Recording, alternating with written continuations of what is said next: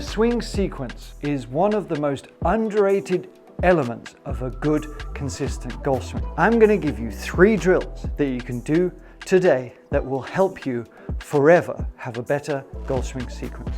The steps of a good swing sequence are in this order. Lower body, and this applies for backswing and downswing. It's one complete movement. It's going to be lower body, torso, arms, and wrists. Lower body, torso, arms, wrists.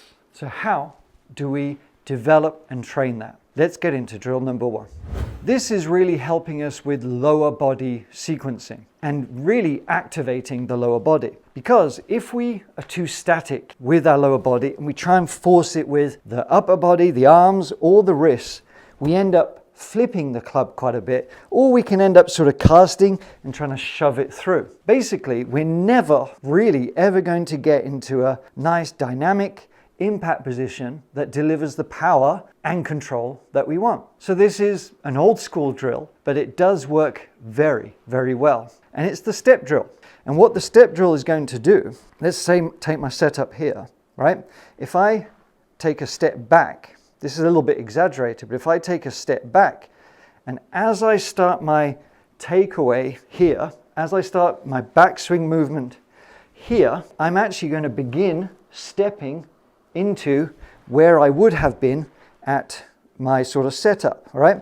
We can sort of have a little marker in our minds where we want to step to, but we kind of want to keep our eye on the ball, but I'm going to step there. And what that does, that's basically ensuring that I'm planting my foot, I'm applying my pressure, then my upper body comes through, then arms and wrists. To make this a little bit easier, we're just going to tee this up. And I'm only using a pitching wedge because we're not trying to get distance off this. We're trying to get that sequence to work. And having it off the tee is just going to help us feel like we don't have to find the ball quite so much. It's going to take our mind off trying to make a clean contact, because I really just want you to focus on the step. And it is about the sequence. It's about that timing. I want you to practice at first without a ball. Let's try 3 swings. So there's my setup. That's where I'd want to be. Now I'm going to step to the side. Now I'm going to swing back and swing through. Do that 2-3 times. Now we're going to come into the ball. There's my regular setup. Take a step. I'm going to swing back and swing through. And I have a nice full balance finish. I'm facing the target and I'm through. All my arms did is follow my lower body, my upper body in that sequence. It's a great drill. When you master that, it might take a while, but that is going to give you the weight transfer that you need.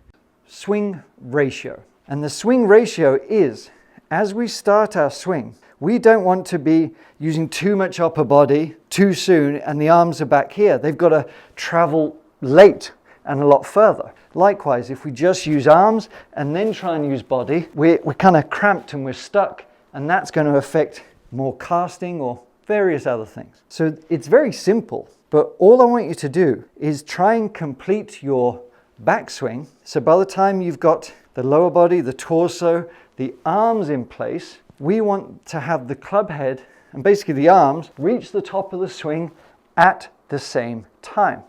There's not like a specific number that I want you to figure out. It's just, okay, the only task I have is start the swing and everything's going to complete at once. And then I'm going to start down. Everything's going to complete at impact at once and then all the way through. Nothing is overpowering anything else. It's just understanding what has to move a little bit further, a little bit quicker, if you will, just to ensure that we complete everything in the correct order at the correct time without rushing the swing. So after some slow rehearsals, you can upgrade to just hitting a few little shots where it's complete the swing, complete the swing. If you try and create a nice golf swing and you make a slow backswing, what will happen is you'll tend to snatch it from the top. So we'll get to the top and then we'll snatch, trying to swing faster. But what that does, that snatchiness, that jerk, often sends our arms over the top and we spin out of it and you're like, crap, why am I slicing? But you're like, well, I'm trying to swing slow and smooth. You might be slow and smooth going back, but you snatch from the top. Likewise, if you swing too fast going back, so you can move through the ball quicker in that transition, as I mentioned, we don't have that athleticism that we once had, potentially. And we don't have the ability, the mobility, the strength to be able to absorb that speed going back, to transfer and create the sequence that we want to be able to deliver that power. So we end up almost wasting that power and kind of quitting a little bit because we've wasted our energy and we can't stop it and move it back towards the ball quick enough. If either of those things sound familiar, you are not alone, because that is most golfers are struggling with day in, day out. So what's the fix? I want us to emphasize a little bit more on that transition. I'm not asking you to pause, I'm asking you to notice the sensations, the feeling of that change of direction, to give yourself more time, because that time is so precious to be able to give you the sequence, the confidence to be able to change direction, to be able to absorb the change, the movement back to the ball. Remind yourself what you're trying to do. All we're trying to do is hit this stupid little club back at the golf ball. It's not about closing our eyes and trying to swing as fast as possible. It's a very simple task, but we have to give ourselves that fraction of time. So as we just do some smooth swings, I want you to feel like a gradual change of direction that's smooth. It almost feels like you've got all the time in the world to swing through and gather the weight of the club. A little cue that might help you find this transition time is the sensation of the arms feeling heavy, okay? We're very conscious of the weight of the club, the arms feeling heavy. So as I come to a stop, if you will, about 3/4, halfway back, I'm noticing that slowing down, applying the brakes, but I'm making that intention to move back towards the ball very, very smoothly. So do some swings and almost try a Goldilocks, I would suggest. Some of them are going to be faster, backswing, and you'll start to notice that doesn't quite feel right. Some of them are going to be slower. Doesn't quite feel right because it creates that snatchiness that I mentioned earlier. But if we have a feeling of just smooth transition to get that time, you get this wonderful like whoosh through the ball, but it's because you've gathered the energy. I'm feeling the energy wind up and move. I haven't given you any instructions about particular body movements here. This is all about you and what you're feeling, because the only task I want you to have is time in the transition. Just a few days ago, I was giving a student a lesson right here actually, and he's been making lots of good progress, but he has a big challenge in that, and I'm sure many of you can relate to this, he overthinks a lot and he tries very hard to produce a good golf swing. One thing we worked on just the other day was what I'm going to show you today.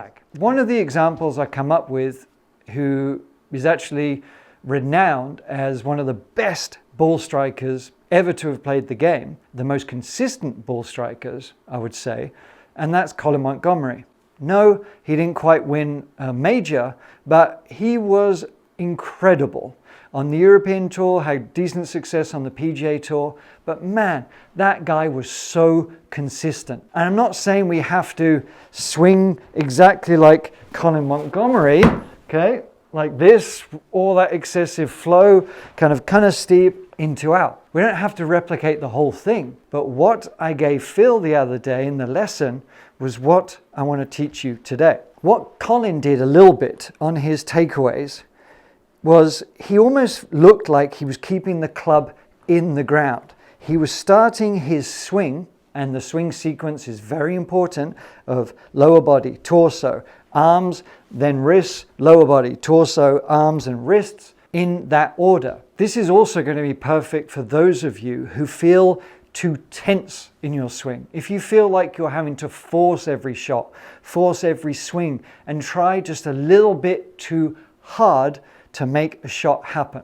To improve the sequence and to stop getting stuck, we're kind of going to forget about the club head for a minute. We're going to focus our attention on the handle and also what the body and the kinetic chain is going to do. And what we're thinking about is keeping this club head stuck in ice just for a fraction of a second as we're making our swing. I'm going to use my feet, my legs first to start my swing. And I can't move my lower body really without the arms following suit, without the torso following suit. But my sequence is started with the legs. And what I'm going to do is feel like I'm doing a sort of takeaway, a start of the swing that is actually adding this reverse lag. I'm going to exaggerate it a little bit to begin with, but we're going to do a takeaway that's here, right? So this handle is dragging back that way. Why? Because what it's going to do, as long as you're very supple in the wrist, you have to maintain suppleness. Doesn't mean we're weak. We've still got a nice hold on the club, but our wrists, our arms are supple. We're nice and loose. Embrace the Colin Montgomery a little bit here with me, and you're going to do a takeaway. It's staying loose, but as I sort of throw the club back just a little bit, what it's going to do, it's going to feel very heavy and it's lagging behind. This is that reverse lag. Now, as I make my way back to the downswing, using my lower body, my torso, and then my arms, what's actually happening is my wrists are just going to hinge correctly, but I'm not trying to do it. What this is going to do is show that this is what's going to move the golf club more than anything else, than trying to move this with force. We're using momentum, gravity to help us. So we're going to start small. We're just going to allow that to hang back and just drop it through. If you struggle with this to begin with, it shows that you're either too tight in the arms and everything, or that you're too tight in the wrists and you're trying to sort of make something happen. We're exaggerating the intention here to show that we can have a lot more flow and freedom. And this is very useful, especially as we get older. So as we start to do this, it's going to feel weird at first, but as we take the club back, it's almost like the grip of the handle is coming up higher, right? Doesn't mean I'm standing up, but my intention is like here. I'm pulling it back. I'm doing a normal golf swing, but I'm allowing it to catch and swing through.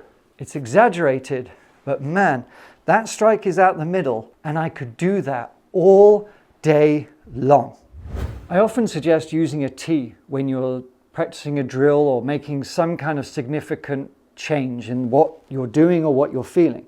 It just helps to take, we're understanding we still need to try to make contact with the ball here, but we're not having to do too much to try and get it airborne. We're not too stressed about the specific strike. You can start with chip shots, pitch shots, but the more you understand that even exaggerating,